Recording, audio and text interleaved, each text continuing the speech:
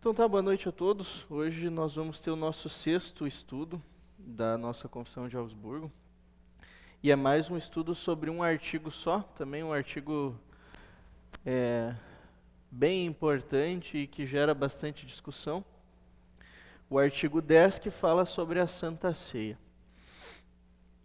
Vamos usar a Confissão de Augsburgo como a referência principal, mas como ela é relativamente curta, a gente vai usar a quarta parte do Catecismo Maior para auxiliar na explicação também. Então começamos lendo o artigo. Da ceia do Senhor se ensina que o verdadeiro corpo e o verdadeiro sangue de Cristo estão verdadeiramente presentes na ceia sob a espécie do pão e do vinho e são nela distribuídos e recebidos. Por isso também se rejeita a doutrina contrária. Assim como o artigo do batismo, o artigo da ceia é bem sucinto na confissão, né? Eu acho que na época em que eles escreveram, não tinham em mente talvez tantas discussões que seriam realizadas posteriormente sobre o sacramento da Santa Ceia. Mas para expandir um pouco essa questão inicial, vamos ler também alguns trechos do Catecismo Maior. O Catecismo começa dizendo: da mesma forma como ouvimos acerca do batismo, também devemos falar do segundo sacramento, a saber, das três partes, que aproveita e quem deve recebê-lo. E tudo isso com fundamento nas palavras pelas quais foi instituído por Cristo. Cumpre e as conheça todo aquele que quer ser cristão e participar desse sacramento, pois aqueles que não sabem o que procuram no sacramento ou por que vêm a ele, não estamos dispostos a admiti-los e a lhes administrá-los. Então, seguindo essa estrutura do catecismo, a gente vai responder essas três perguntas. O que é o sacramento do altar, o que é a Santa Ceia? Qual é o proveito da Santa Ceia, ou qual é o benefício dela para aqueles que a recebem?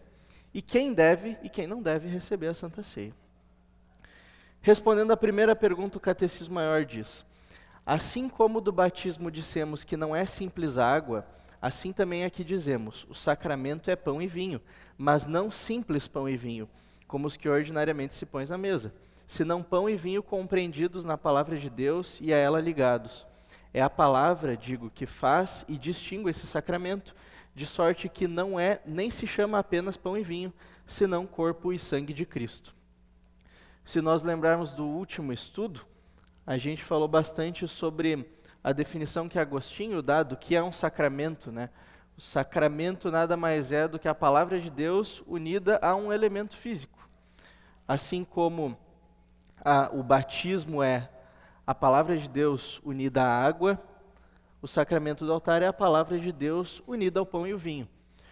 Assim como no batismo a água não tem poder por si só, e sim recebe a sua eficácia a partir da palavra de Deus, da mesma forma, o pão e o vinho sozinhos não tem nada de diferente, nada de especial, a não ser ligados à palavra de Deus, conforme a ordenação de Cristo.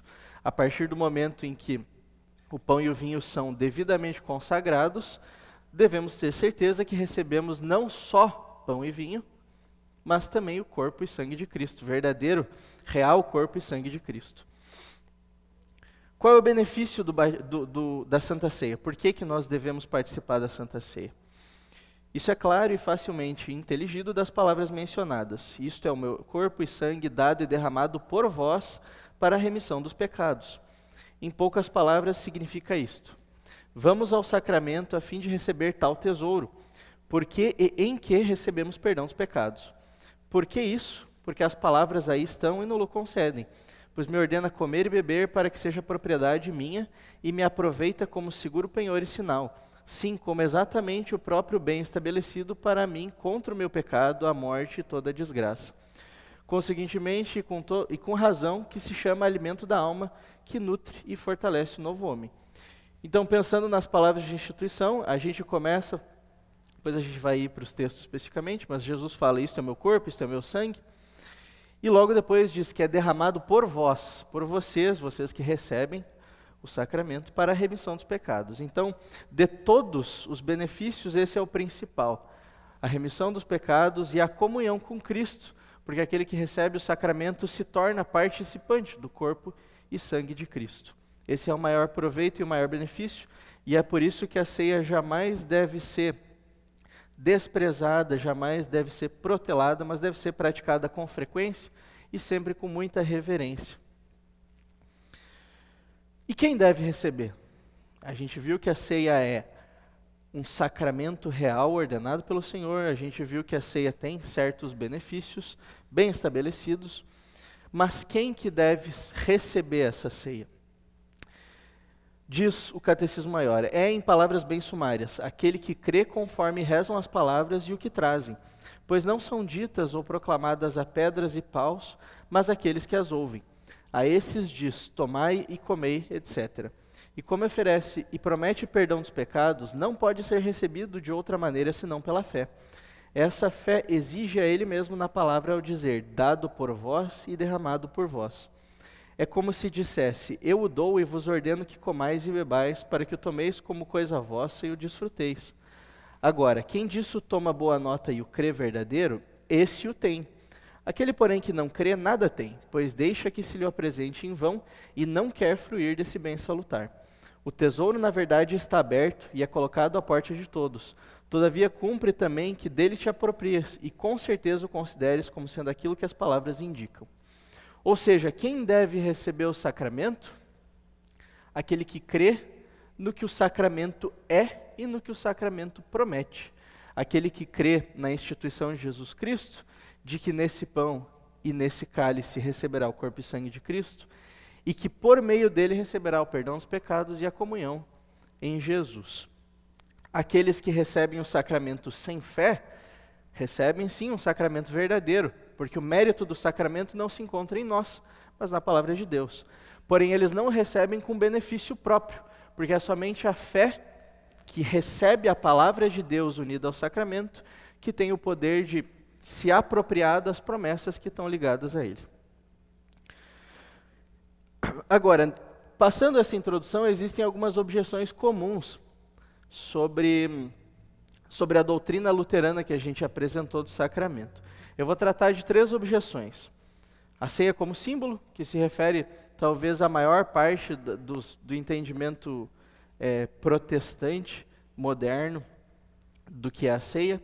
A ceia como um ato puramente espiritual e não como a presença real, física de Cristo na ceia, me referindo à crença dos reformados calvinistas. E a transformação eucarística, que nada mais é a transubstanciação da Igreja Católica Romana. Eu vou abordar bem brevemente, porque o foco do estudo, na verdade, está depois, quando a gente vai falar sobre os textos bíblicos e sobre os pais da Igreja, em defesa da nossa posição luterana. Mas vamos falar de maneira breve sobre isso. Existem essas 3 objeções principais. A primeira, então, trata a ceia somente como um símbolo. E esse somente é muito importante. Se foca nas palavras que Cristo realmente diz, fazer isto em memória de mim, em memória minha, e se esquece do restante, porque o fato da ceia ser um símbolo não torna a realidade do corpo e do sangue menos presente. Na verdade, pensando na origem, tanto do hebraico quanto do grego, das palavras que a gente associa à memória, do trazer a memória da ceia, seria o anamnesis no grego, que é a palavra que Cristo usa. E o zikaron no hebraico, que se refere à lembrança da Páscoa judaica. As duas palavras têm 2 características importantes.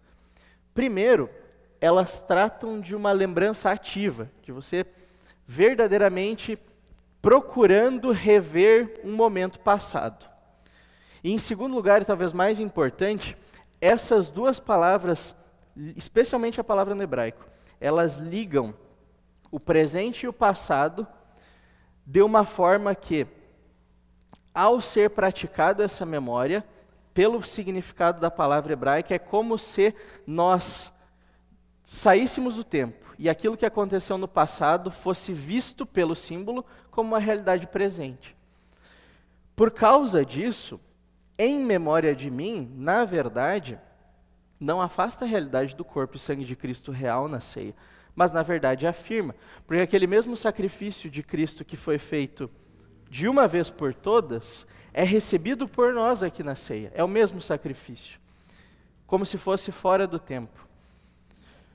A segunda questão, e talvez a mais interessante, se nós queremos tratar a ceia como símbolo, seria interessante lembrar da palavra grega para símbolo, visto que o Novo Testamento foi escrito em grego, visto que era a principal língua mundial do Novo Testamento. E no Novo Testamento, símbolo não é exatamente o que nós tratamos como símbolo. Porque a nossa visão ocidental moderna costuma ver o símbolo como um substituto, uma coisa representativa não real.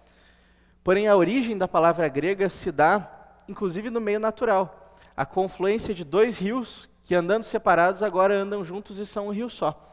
Porque o símbolo nada mais é do que uma realidade ligada à sua representação. O símbolo não é algo que vai contra a realidade e afirma meramente uma alegoria, uma figura. O símbolo existe justamente porque existe uma realidade. Justamente porque existe uma realidade. O símbolo é a verdade condensada numa figura. Ou seja, a ceia ser um símbolo, a ceia ser um memorial, não torna ela menos real, somente testifica da realidade da ceia. Esse é o primeiro ponto.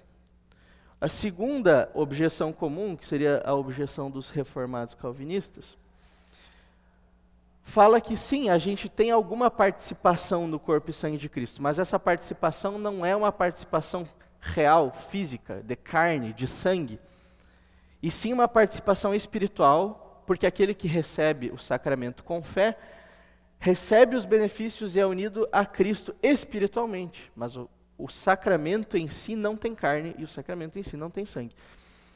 Algumas objeções que eles fazem, inclusive, dizem que o corpo de Cristo subiu aos céus, Cristo está nos céus. Não é possível que ele esteja presente em todos os lugares ao mesmo tempo, porque o corpo dele é como o nosso corpo. Porém, nós lembramos que o corpo dele não é mais exatamente igual ao nosso, porque o corpo dele foi ressuscitado e glorificado. Nós lembramos nessa passagem de João, inclusive, Jesus demonstrando que essas limitações que nós temos agora no seu corpo glorificado, ele não tem. Porque os discípulos, numa casa fechada, de portas trancadas, recebem Cristo no meio deles, depois da ressurreição. Não apenas isso. Cristo, sim, tem duas naturezas, humana e divina, unidas na pessoa de Cristo, mas não misturadas. Porém, como as atitudes são tomadas a partir da pessoa, ainda que exista uma vontade da natureza humana, uma vontade da natureza divina, as atitudes são tomadas a partir da pessoa, e isso torna Cristo, por causa da divindade, possível de estar presente em todo mundo, em todos os lugares, em todas as ceias, como corpo e sangue, em que o sacramento é corretamente administrado. E não apenas isso, Cristo, inclusive, fez coisas que vão além do corpo físico antes da ressurreição. Cristo andou sobre as águas. Então, qualquer tentativa de limitar Cristo por causa da humanidade dele é falha e simplesmente nos afasta do real significado do sacramento. O terceiro problema seria a transubstanciação católica romana. Os católicos romanos, sim, afirmam que o corpo e o sangue de Cristo também estão presentes na ceia, assim como nós afirmamos. Qual é a maior diferença? A maior diferença é que eles acreditam que, a partir da celebração da ceia, o pão deixa de ser pão, o vinho deixa de ser vinho, ainda que visivelmente pareça. Não é mais pão e vinho, aquilo é corpo e sangue. Nós entendemos que nós recebemos o corpo e sangue junto com o pão e o vinho. E esse junto é uma maneira limitada de explicar, mas a gente pode retornar no nosso entendimento das duas naturezas de Cristo, porque realmente em Cristo existe uma realidade humana e uma realidade divina. A natureza humana e a natureza divina unidas na pessoa de Cristo. E assim na ceia, e nós vamos ler um dos pais da igreja citando isso, nós temos duas realidades. Uma realidade terrena, ou seja, o pão e o vinho, e uma realidade divina, isto é, o corpo e o sangue.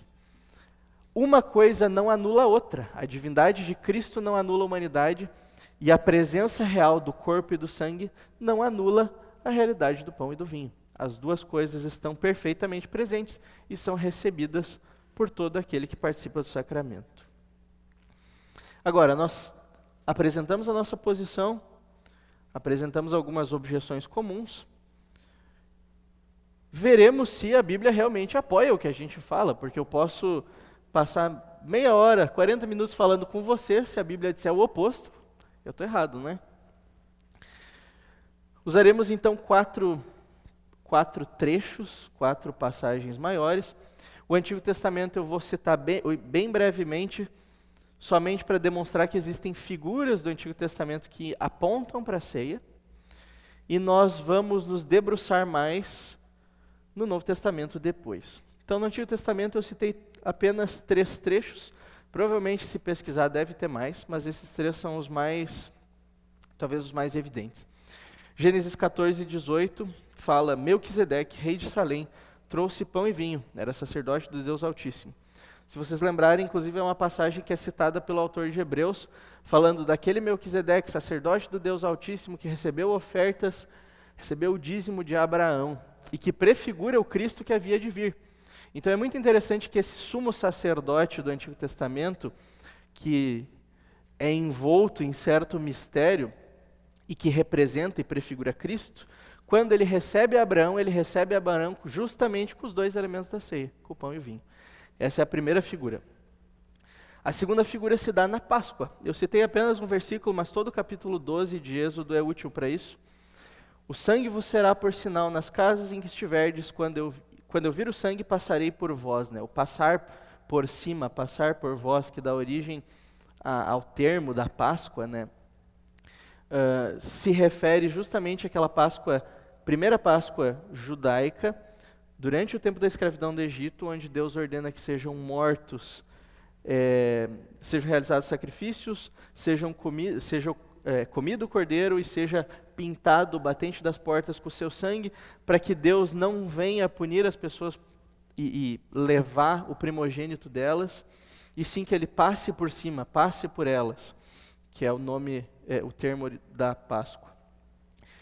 E depois, em Êxodo 16:4, que é um texto que vai ser bem importante depois quando a gente for para o texto de João, que é o último que a gente vai falar, que fala sobre a vinda do maná. Então disse o Senhor a Moisés: Eis que vos darei chover do céu pão, e o povo sairá e colherá diariamente a porção para cada dia, para que eu ponha à prova se anda na minha lei ou não. É a primeira instância de Deus realizando um pão milagroso, um pão que vem do céu, e que é um termo, inclusive, que Jesus vai usar mais de uma vez, como a gente vai ver. Indo para os evangelhos sinóticos. Os evangelhos sinóticos são os 3 primeiros, Mateus, Marcos, Lucas, que são 3 evangelhos que têm uma estrutura muito semelhante, uma narrativa muito semelhante, diferente de João, que segue uma estrutura diferente na construção do evangelho. Todos eles têm o mesmo relato, com palavras levemente diferentes. Eu vou me focar no texto de Mateus, que eu acho que é o mais claro quando ele fala sobre o sacramento. Mateus 26, 26, 28, Jesus diz, está escrito: Enquanto comiam, tomou Jesus um pão e, abençoando-o, o partiu, e o deu aos seus discípulos, dizendo: Tomai e comei, isto é o meu corpo. A seguir tomou um cálice e, tendo dado graças, o deu aos seus discípulos, dizendo: Bebei dele todos, porque isto é o meu sangue, o sangue da nova aliança, derramado em favor de muitos para a remissão de pecados. O que é importante sobre esse texto e que colabora com a nossa posição? Em primeiro lugar, se a gente for um pouquinho antes, a gente vê que eles estavam comemorando realmente a Páscoa. E Jesus cria uma interrupção. Ele para e agora ele define a Páscoa do Novo Testamento, digamos assim, a nova ceia, o novo sacrifício, que é o corpo e sangue dele.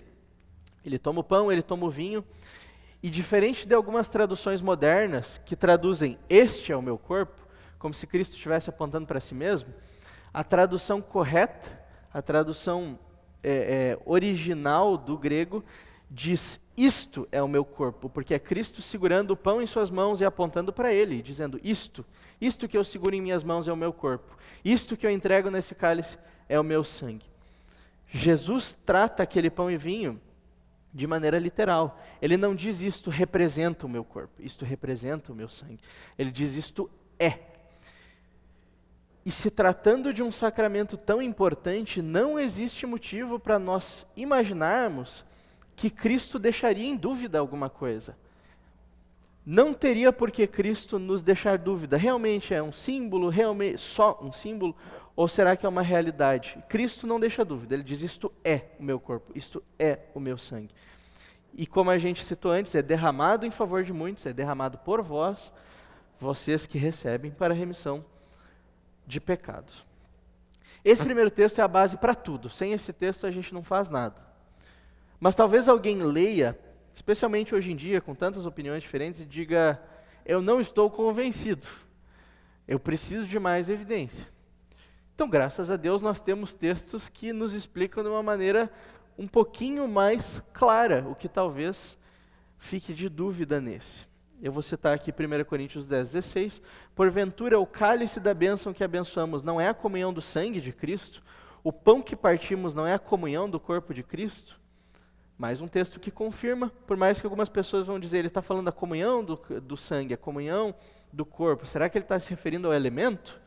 Claro, porque a comunhão do corpo, a comunhão do sangue, se refere a participar do corpo, a participar do sangue, a participar do sacramento. Então ele se refere ao elemento. Mas eu ainda estou com dúvida, eu preciso de uma evidência que seja um pouquinho mais clara. E aí a gente entra em 1 Coríntios 11, que talvez seja o segundo melhor texto, na minha opinião, para isso. O melhor é João 6, que a gente vai falar logo mais. Só antes de ler o texto, para dar uma leve introdução, para a gente não ter que ler o capítulo todo, algumas pessoas usam esse capítulo para interpretar a ceia de maneira muito errada. Porque esse capítulo começa, uns versículos antes de Paulo falar sobre isso, começa falando que os coríntios participavam da ceia de maneira errada. Ele fala: vocês tomam o pão antes da ceia, e se fartam com ele, e se embriagam com o vinho antes da ceia.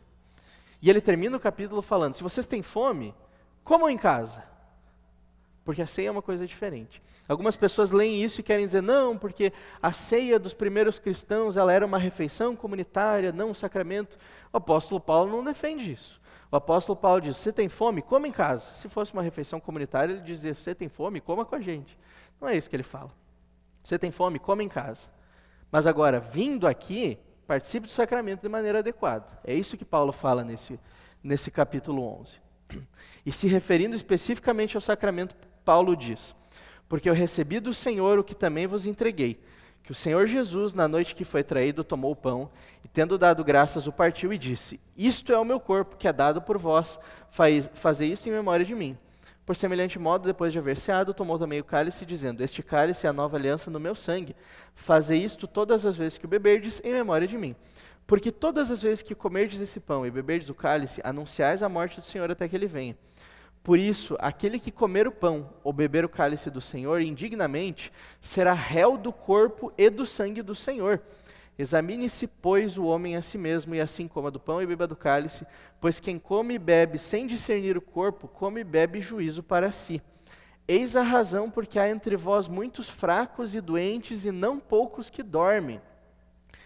Esse texto aqui é extremamente importante, e ele nos ajuda contra muitos erros com relação à ceia.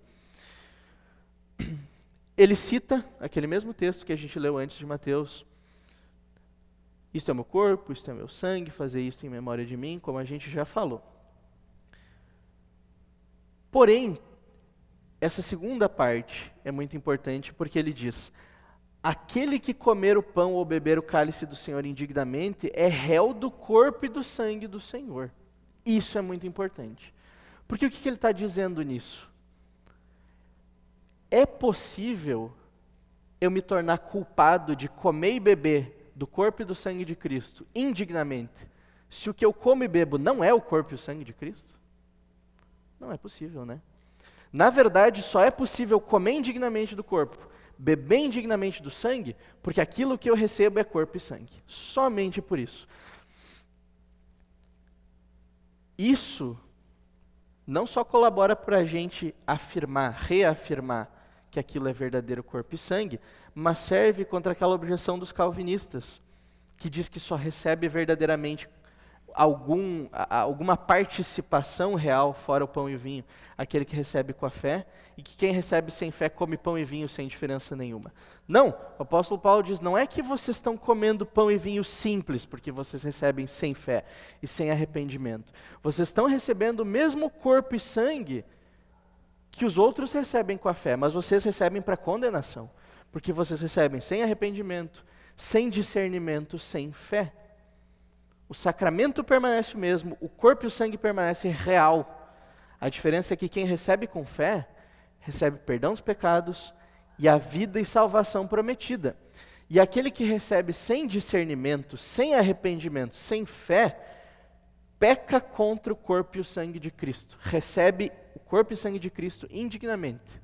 Indignamente, porque ele recebe o verdadeiro corpo e o verdadeiro sangue de Cristo. Esse texto nos ajuda bastante e já nos livra de muitos problemas.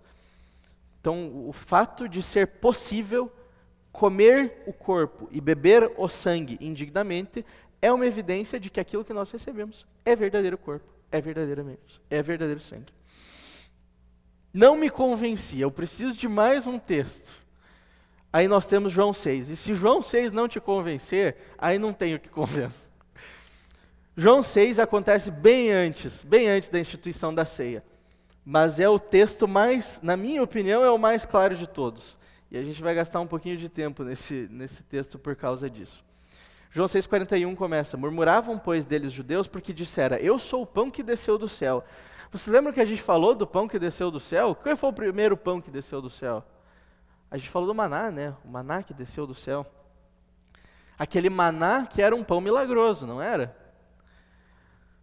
Os judeus ouviram isso, ouviram Jesus dizendo que ele era o pão que desceu do céu, e para eles soou estranho. Então Jesus resolveu deixar mais claro as coisas, explicar as coisas. E ele diz, eu sou o pão da vida. Vossos pais comeram o maná do deserto e morreram. Este é o pão que desce do céu, para que todo o que dele comer não pereça.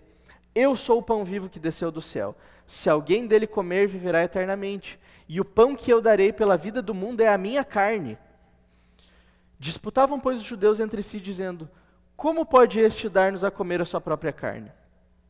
Respondeu-lhes Jesus, em verdade vos digo, se não comerdes a carne do Filho do Homem e não beberdes o seu sangue, não tendes vida em vós mesmos. Quem comer a minha carne e beber o meu sangue tem a vida eterna, e eu ressuscitarei no último dia, pois a minha carne é a verdadeira comida, e o meu sangue é a verdadeira bebida. Quem comer a minha carne e beber o meu sangue permanece em mim, e eu nele. Assim como o Pai que vive me enviou, e igualmente eu vivo pelo Pai, também quem de mim se alimenta por mim viverá. Este é o pão que desceu do céu, em nada semelhante àquele que os vossos pais comeram, e contudo morreram. Quem comer este pão viverá eternamente. Esse texto por si só já soa muito literal. Jesus dizendo, comam minha carne, ele fala, bebam o meu sangue. Mas vamos olhar um pouquinho melhor o texto. Jesus começa dizendo pelos judeus, em verdade vos digo, se não comerdes a carne do Filho do Homem, não beber seu sangue, não tendes vida em vós mesmos. A palavra que ele usa, fagite, que é uma palavra que vem do verbo fagos, significa comer. E não é necessariamente literal, é um termo genérico. É receber, digamos assim, mas se refere ao comer, mas algumas pessoas poderiam tratar mais figurativamente como se fosse receber. Porém, logo depois que Jesus diz isso, percebendo essa dúvida entre os judeus, ele resolve deixar mais claro. Então ele diz, quem comer, e ele muda a palavra, trogos significa mastigar. Jesus diz, quem mastigar a minha carne e beber o meu sangue tem a vida eterna. Diz, vocês não entenderam, eu não estou dizendo comer figurativamente, eu estou dizendo mastigar a minha carne, e isso não tem como ser simbólico, puramente simbólico, isso é literal.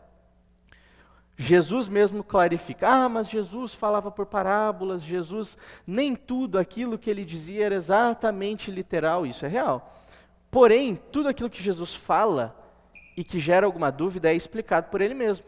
Por exemplo, quando Jesus fala sobre o nascer de novo para Nicodemos, e Nicodemos não entende, será que eu devo voltar para o ventre da minha mãe e nascer de novo? Jesus diz, não é isso, nascer de novo é nascer da água e do Espírito, é isso que ele fala. Ele corrige Nicodemos explicando que ele não está falando de um nascimento natural. Ou seja, surgiu uma dúvida, Jesus corrigiu. Nas várias parábolas que ele fala para os judeus, surgem muitas dúvidas e Jesus aparece logo depois explicando para os discípulos.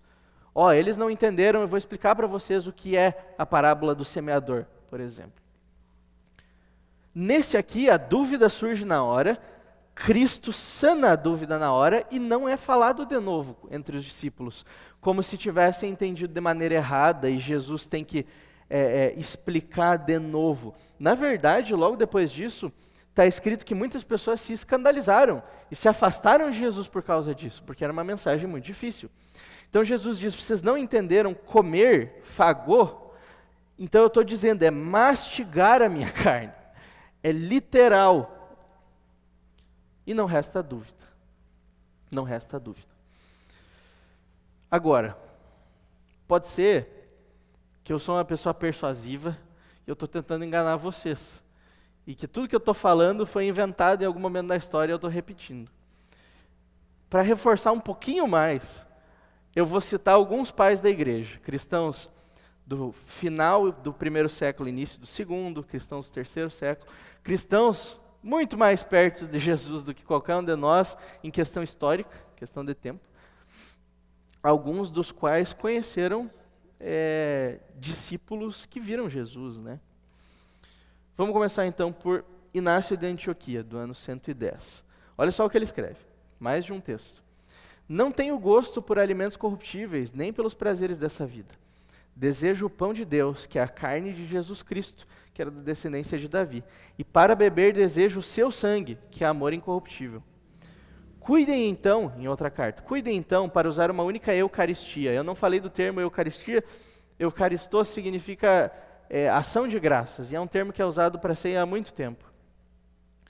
Mas pensem, Eucaristia e Santa Ceia, mesma coisa. Cuidem então para usar uma única Eucaristia, para que tudo que vocês fizerem, façam de acordo com Deus. Pois há uma única carne de nosso Senhor Jesus Cristo e um único cálice na união do seu sangue. O único altar, assim como há um único bispo com o presbitério.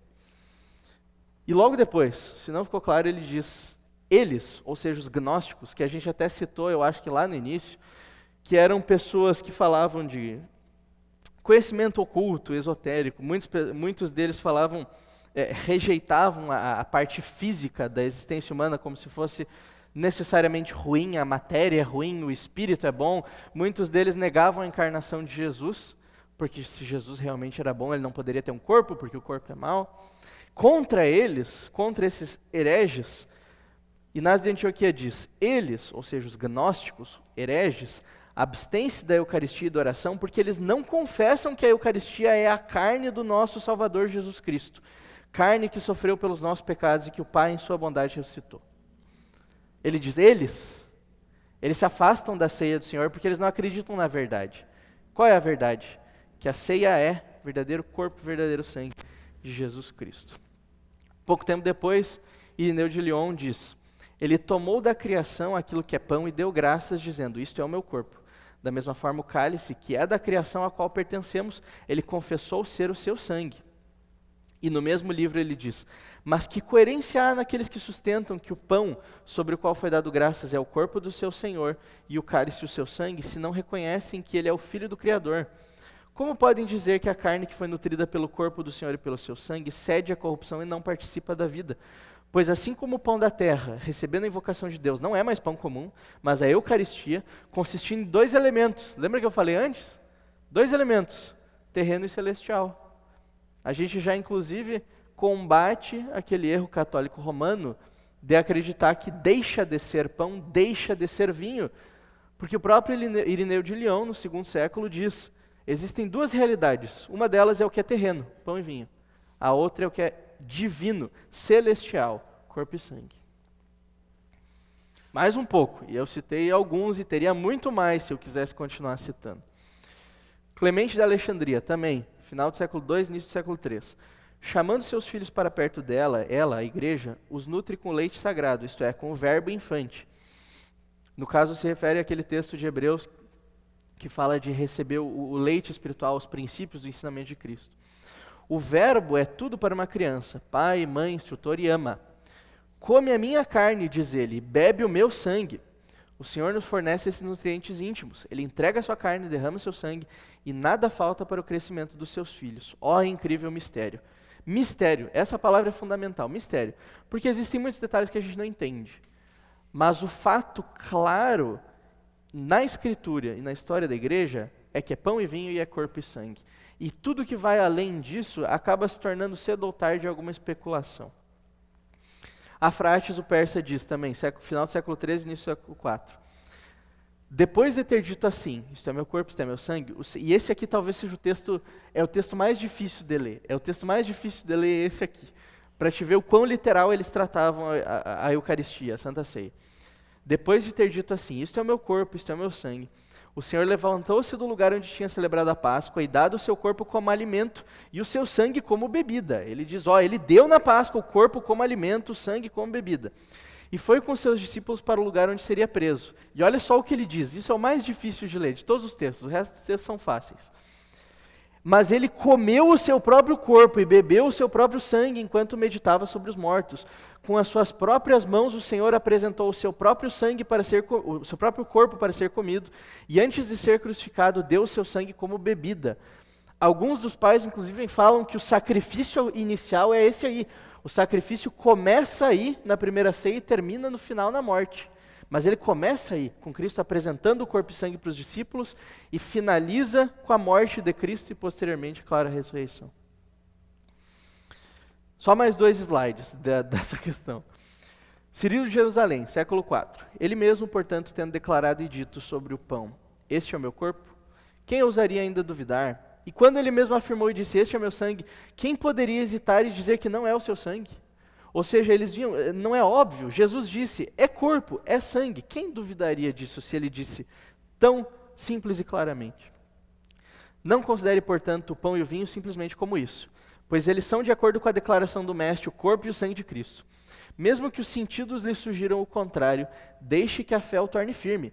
Não julguem essa questão pelo paladar, mas tenham plena certeza pela fé, sem duvidar que vocês foram considerados dignos do corpo e do sangue de Cristo. Tudo isso é claro, tanto na Escritura, quanto na história da igreja. Algumas coisas permanecem, como a gente falou antes, mistério. João Damasceno, depois, século 7, 8, diz, se perguntar como isso acontece, o mecanismo, basta saber que é através do Espírito Santo. É suficiente. Não sabemos nada mais do que isso, que a palavra de Deus é verdadeira, ativa e onipotente, mas em sua maneira de operar é insondável. Nós sabemos o que foi dito claramente. A maneira como acontece, não tem como saber. É um mistério, é insondável, é mistério de Deus, mas a realidade de que a ceia existe para o nosso bem, para a nossa salvação, e que deve ser tratada com respeito, porque é o verdadeiro corpo e o verdadeiro sangue de Cristo, isso é inegável. E eu termino repetindo aquele primeiro artigo que a gente leu. Tudo isso que eu falei se resume nisso aqui. Da ceia do Senhor se ensina que o verdadeiro corpo e o verdadeiro sangue de Cristo estão verdadeiramente presentes na ceia sob espécie do pão e do vinho e são nela distribuídos e recebidos. Se é assim que você crê, é suficiente. Não precisa dar um passo a mais, mas também não é prudente dar um passo a menos e deixar de crer numa coisa tão benéfica, tão claramente ensinada na Escritura e que certamente Deus instituiu para a nossa salvação. E assim terminamos o estudo de hoje. Alguém tem alguma dúvida? Estou vendo o Pedrinho balançando que não, mas alguém? Pastor, quer acrescentar alguma coisa?